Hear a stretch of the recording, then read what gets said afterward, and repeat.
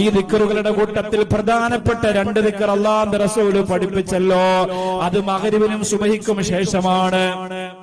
എങ്ങനാണോ അത്തഹിയാത്ത് നിങ്ങൾ ഇരുന്നത്, ആ ഇരുത്തത്തിലിരുന്നു കൊണ്ട് ലാ ഇലാഹ ഇല്ലല്ലാഹു വഹ്ദഹു ലാ ശരീക ലഹു ലഹുൽ മുൽക്കു വലഹുൽ ഹംദു യുഹ്യീ വയുമീതു വഹുവ അലാ കുല്ലി ഷൈഇൻ ഖദീർ 10 പ്രാവശ്യം പറയുക.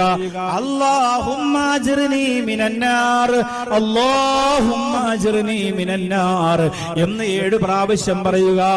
അല്ലാഹുവിന്റെ റസൂൽ പഠിപ്പിച്ചതെന്താണ്?